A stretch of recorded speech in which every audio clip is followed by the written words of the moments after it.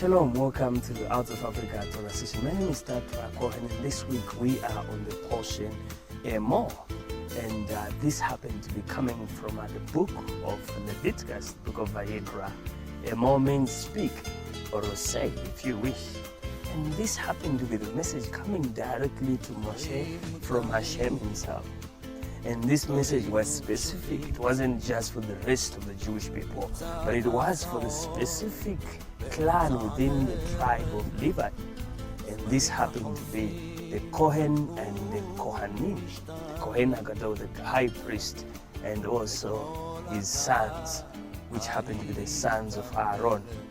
Now, many people wonder, like, how would you live with all these restrictions? You can't do this. A Kohen is not supposed to marry such a person, is not supposed to do this. The person who is entering into service is supposed to. It's like there are so many do's and don'ts, especially the don'ts which have to be actually, observed. And many people have drawn several, the opinions concerning this, and some they say, wow, the God of Israel is too demanding. Well, the office itself was demanding, so the job description for this office was actually demanding, and the two would actually match. Now, today I want to say something concerning what I've actually experienced myself during the time of my upbringing. I remember several times when I moved around with my uncle of blessed memory today. I used to observe, and when I observe the nature and so forth, and as you pass through other people's properties, and one sign which I kept seeing was no trespassing. And that really would puzzle me a lot as a young Tatra coming up, and I wouldn't really, figure out what are they trying to communicate. Of course, by now I understand a little better. But by then, this was something which would really, if I was excited for a moment, when I see this big sign to say no trespassing, and those who want to go ahead and intrude would actually be prosecuted. This was, rather harsh. But that's actually the reality of what we find in this week's Torah portion, Emor. The office was demanding. And because of this office, there had to be boundaries on what should be done and what should not be done. So today I want to talk about boundaries. This is just a simple thing if you try to summarize all the things that have been said in this Torah portion. Of course, our sages have got a lot to say concerning this, the commandments or the things which are said here, their classification into 4 groups and so forth, what they meant. But let me make this message very simple to you and I today. God was defining the office, this office of service for the Kohanim and the Kohen Hagadol would actually be the office whereby one is now standing at the gap, whereby representing the interest of heaven and also representing the interests of the people.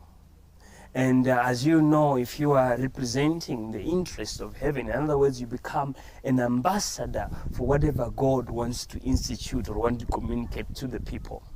And you can begin to agree with me now that if you become an ambassador of any country or any land, any soil, any sovereign people, that comes with high restrictions.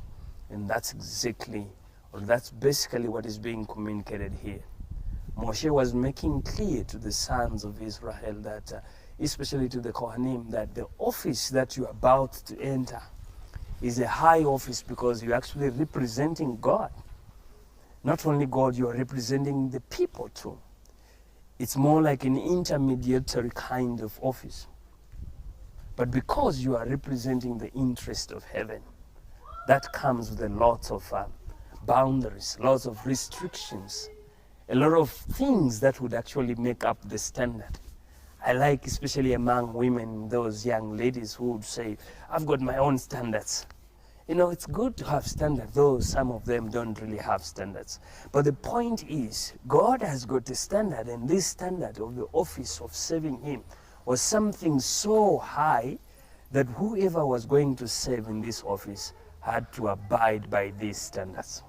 So we see that this was the standard of righteousness, the standard of holiness.